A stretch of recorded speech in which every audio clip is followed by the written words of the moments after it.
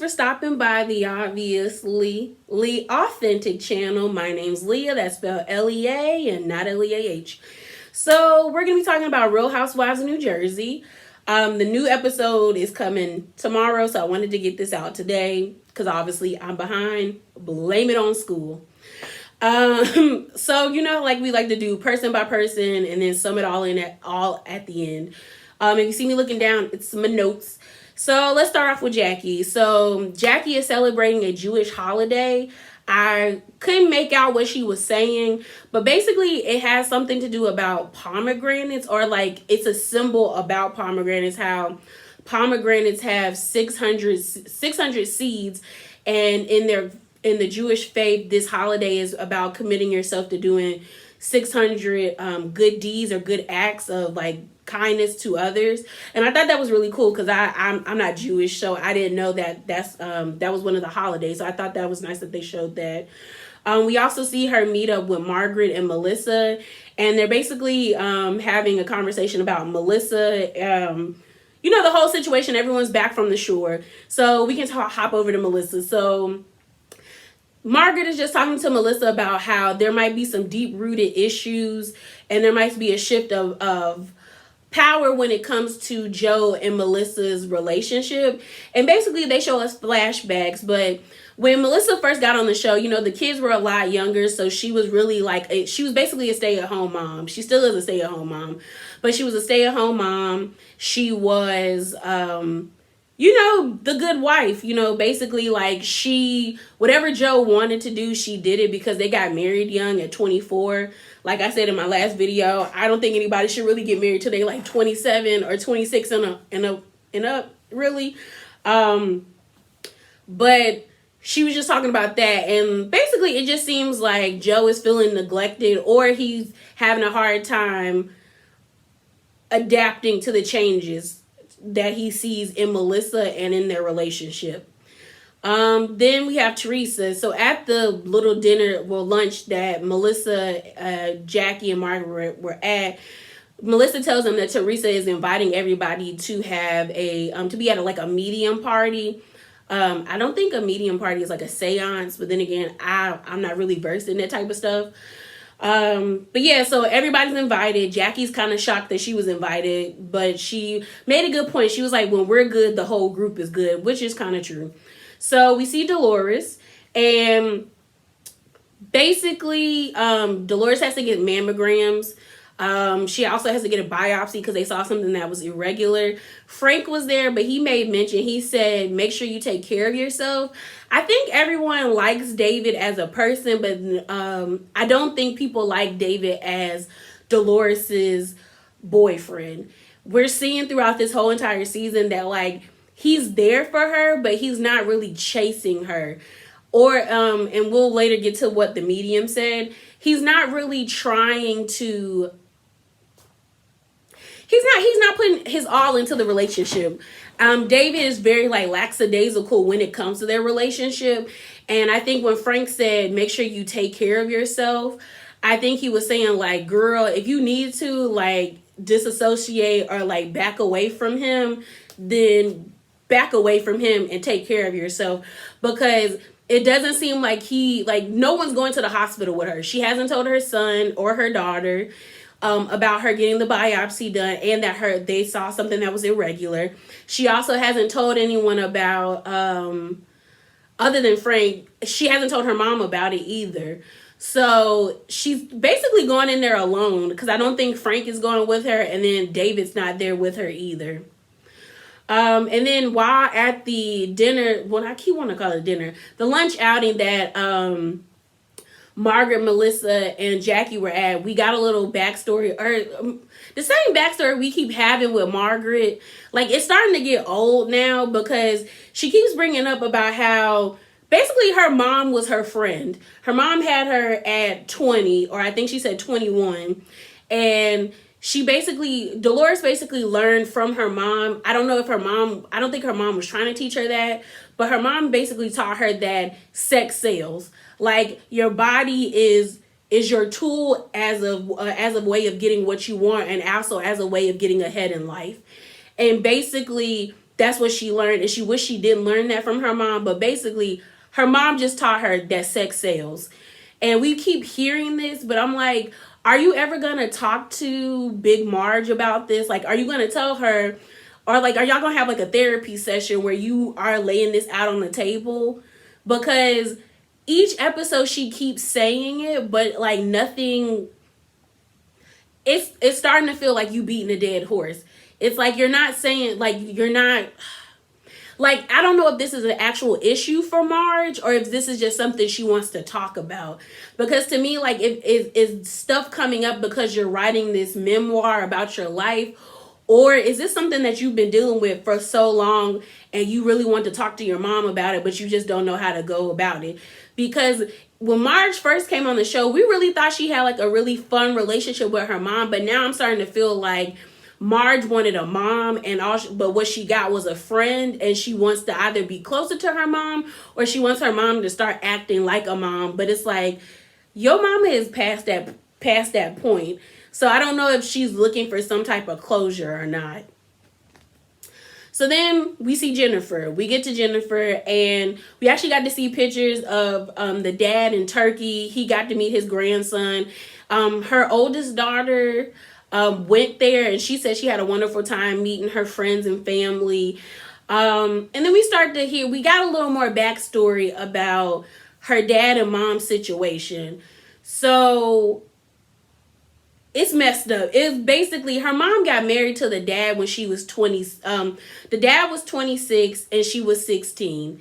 Ain't no way a 16-year-old and a 26-year-old should be together, because we ain't got nothing in common. There's nothing in common for you to be dating someone who just got into high school, who basically doesn't even have a driver's license, to be honest. But she was given to him, and like, it was I guess in the Turkish culture, divorce is frowned upon, and not getting married. So, basically patriarchy. Is it patriarchy? I think it is, because matriarchy is for women. Patriarchy. Y'all know what I'm saying. Basically, she was just a kid who got sold off, who didn't really get to enjoy her life. She got pregnant, and then next thing you know, once she got pregnant, the dad shipped her off. They came to America. So to think about it, you're 16, you're pregnant, you just got married to a 26-year-old man that you didn't want to marry, because she made that clear she didn't want to marry him.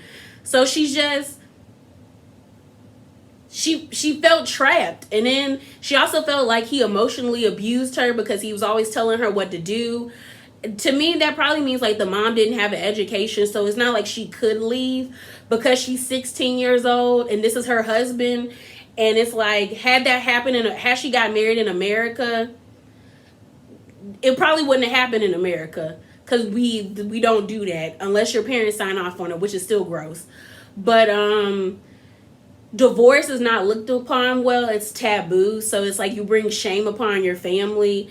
So it's just messed up. Like, it's really messed up. Like, she felt like a slave to the dad. Like, all I was supposed to do was have babies and do the housework and take care of the kids.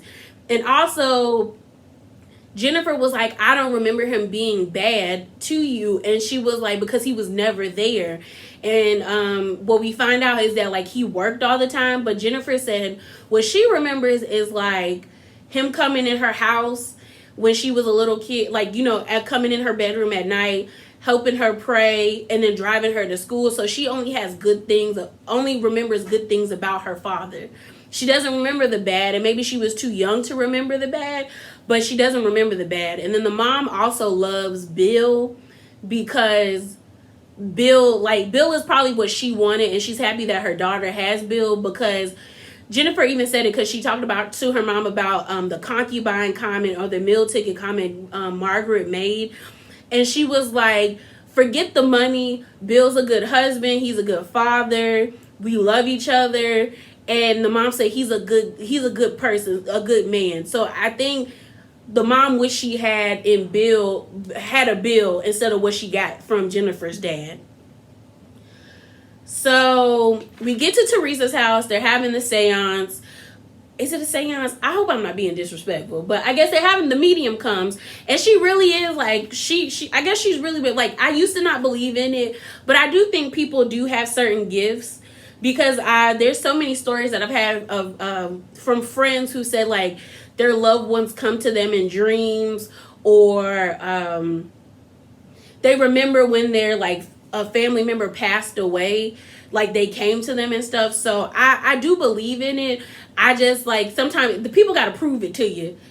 For me, like, you got to prove it. And I think the lady did a good job showcasing her talents, and it's not like it didn't feel gimmicky. That's what I'm trying to say. So she comes in. I think her name was like Gia Marie or Gina Marie, but she basically explains that your spirit guards your spirit guards come to her. So basically, like, your ancestors who are still around, they come to you and they just tell her stuff or important things that they want you to know. So Michelle is there, and we remember who Michelle is. She's the one that was being messy and had the issue with Joe and Melissa. And then everyone gets there. This is when I'm starting to get annoyed with Margaret, because I think Margaret is hating on Jennifer. Margaret is really hating on Jennifer, and I don't know why, because Margaret has this persona of like, I don't need a man. I created my own wealth, which is wonderful, and which that's what everybody should do. But like, I don't like, she just keeps coming for Jennifer. But the difference is Jennifer not backing down. Like, Jennifer is like, I'm gonna get with you. So it is what it is. And I don't think Marge likes the fact that Jennifer is getting with her and does not care, because Jennifer comes in, and Jennifer started it though. I will say that, because Jennifer was like, she's tired, and then she was like, I've been homeschooling, like putting emphasis because Marge was there. And then and then Marge, something came up. So Jennifer made like a IG live, and she was basically saying how she needs like a housekeeper. Like, she doesn't need a nanny. She just needs someone to help her clean and do things of that nature. Where Jennifer doesn't like referring to them as a housekeeper. And she was like, they were like, oh, you can call them by their name. Like, you don't have to call them a house, because she feels like it's demeaning. But like Dolores said, like, some people, that is their job. Like, they go into it because that's what they want to do. And then Marge makes like a snide comment how it was distasteful because they're in a pandemic. And I was like, you kind of contradict yourself, because people are losing jobs and Jennifer's trying to give somebody a job. But I was like, Marge, why are you hating? It's not a good look on you. It's not a good look on you. So I wrote down information. So when the medium came in, she was Gia, Teresa's oldest daughter. She was like messing with her hands kind of like this, talking to the lady and telling her the other things that she has done that has been in that realm of the medium. And she was saying how your no-no says his hands don't hurt anymore. And like, Gia was like, oh my God, like, you know that? And he was like, yeah. He was like, your hands are... And I was like, oh wow. Like, that would have shook me. That would have shook me. So then I wrote down what she said for everybody. So we're just going to go through them. So she first talks to Margaret, and she brings up Jan's father, and Jan is Margaret's ex-husband's father. And she said, had her ex-husband's father not died, she probably would have stayed with him off the strength of the dad, because that was her favorite person in the world, and he loved her like a daughter. And I guess he probably felt that void of what Margaret was really needing was like a family, a father figure, because like she said, her mom is her friend, not her mom. And so he also said, thank you for raising his grandkids, because we know the grandkids weren't biologically Marge's. So then we get to Michelle, and the lady brings up, like, is somebody, like from Portugal that has passed away. And it was her grandfather. He recently passed away. But he said it was something about the number 26. And her daughter had just been born on the 26th. And he basically said that The medium basically said that the grandfather held her soul and kissed her before she got sent down to Earth to be with Michelle. And I was like, oh, that's beautiful. I was like, that's beautiful. That's crazy, but that's really beautiful. And then we get to Dolores. Dolores had a lot. So basically, Dolores's grandma, who was 105, passed away, and the grandfather was there with her too. And they brought up the biopsy, and Dolores brought up how she's Catholic, and this is technically against her religion, but she's okay with it. And she also said it's nice to know that you're never alone. And then the grandparents basically said that what's his name? Oh boy, ain't her soulmate. And that like David's not her soulmate, and that there's somebody actually out there that she's meant to truly be with. And she was like, okay, like she took it in. And then they also said her dog was there with her. Like they showed he died from renal failure, and she broke down and cried, and everybody was kind of taken aback because they were like, the medium just told you that the man you are with is not the man of your dreams, but you're gonna break down because of a dog. But like Margaret said, dogs are like pure love. Like, yeah, like animals are pure love. Like they make you feel you know a dog is never gonna leave you. That's why they get the coin man's best friend, is because they can touch parts of you that you otherwise you would hide from people. Like we use dogs and animals for so many things, specifically dogs. Like we use them in criminal rehabilitation. Like that's why you got the show pit bulls and parolees. We use them. Dogs can be used to assist people with disabilities, with emotional disorders. Like people need animals, and I bet you that dog has gotten her through a lot. The fact that she says she even has the ashes in the room that she sleep with means that dog meant a lot to her, and she was probably heartbroken when he passed away. Although sleeping with the ashes is weird, don't do that. Just have it beside your bed. Then we have Melissa. Her dad popped up, and you know how she feels about her daddy. And the dad says she's raising a state champ. He brung up the number 13, and that's how old her son is. And he wrestles, so like they were saying, like he's gonna be a state champ. And they brung up about envy, about like it being like her having to get rid of envy 5 years ago, and that like to stop doubting herself because she's doing everything the right way. And then Jackie, they brung up her grandmother. Her grandmother's name is Esther. She died when Jackie was 20. And the grandma was just saying how wonderful she thought Jackie has become, and how she's so proud of her, and that like all her struggles have not been for naught. They have actually made her into the woman that she is. And I thought that was really sweet. And then we get to Jennifer. So the spirit guide actually was like impressed that she was like, you have so many spirit guides. It's like so many. And she brings up her uncle, who was a martyr in the Turkish war. I hope I'm saying that right. And he actually got ordained as a saint. So like that's like one of her closest spirit guides. And he brought up the fact that he was like, you're stuck between two places. And that was like her mom and dad. And they brung up about the allegations of abuse, like her mom feeling like she was abused. And her spirit guide, or her uncle, basically was like, your mom just wants to feel like you're on her team, and right now she feels alone. So she needs you to support her. And Jennifer took that in and was like, okay, I'm going to do a better job in supporting my mom. So then we get to Teresa, and both of her parents are standing beside her.